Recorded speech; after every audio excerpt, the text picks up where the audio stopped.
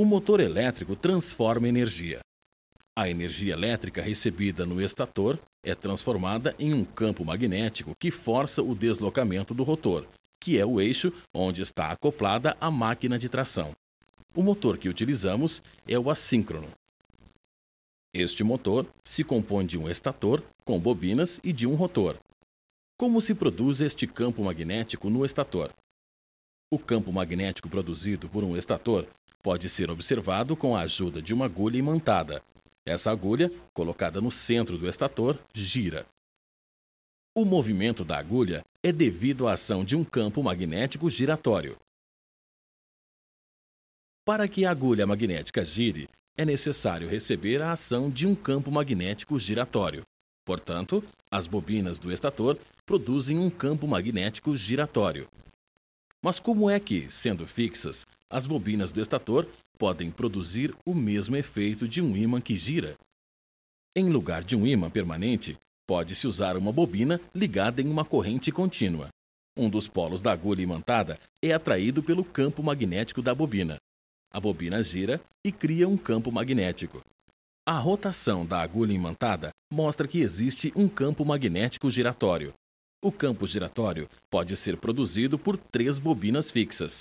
Recebendo energia uma depois da outra, as 3 bobinas criam campos magnéticos de efeito parecido a um campo que gira. A agulha imantada mostra esse efeito. Na prática, as 3 bobinas são ligadas à corrente alternada e não à corrente contínua. As variações da corrente alternada são representadas por uma senoide e o sentido da corrente pelos traços azul e vermelho. Dessas variações, resulta um campo magnético variável na bobina e a mudança de sentido da corrente produz a inversão do seu campo magnético.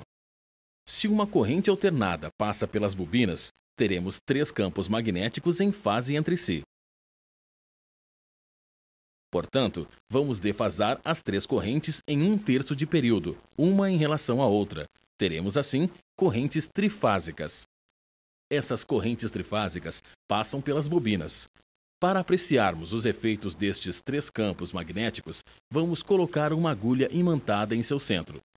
Não há dúvida que existe aí um campo magnético giratório.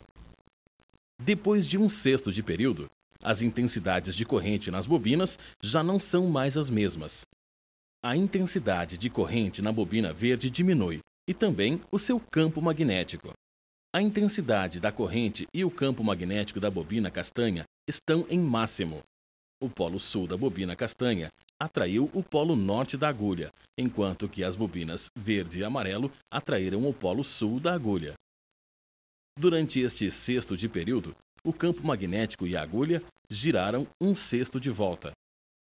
Depois de outro 1/6 de período, as intensidades de corrente já são diferentes nas bobinas. A intensidade de corrente na bobina verde modificou-se, assim como o seu campo magnético.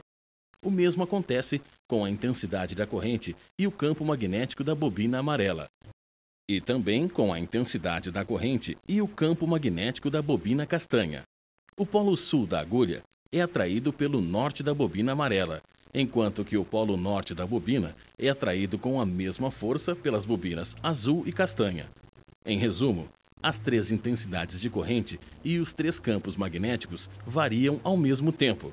A agulha atraída pelos novos valores dos campos magnéticos gira mais 1/6 de volta. Durante cada 1/6 de período, as intensidades de corrente e os campos magnéticos fazem girar a agulha de 1/6 de volta. Novamente, variam as intensidades de correntes, os campos magnéticos e a posição da agulha. Vemos que as intensidades das correntes e os campos variam ao mesmo tempo.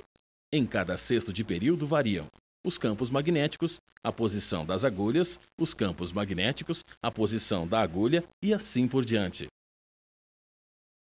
Na realidade, essas variações não se fazem aos saltos, mas continuamente e todas ao mesmo tempo.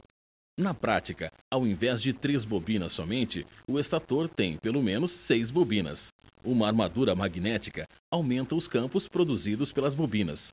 O campo magnético é usado nos motores assíncronos, onde o rotor, tipo gaiola, gira a uma velocidade menor do que o campo.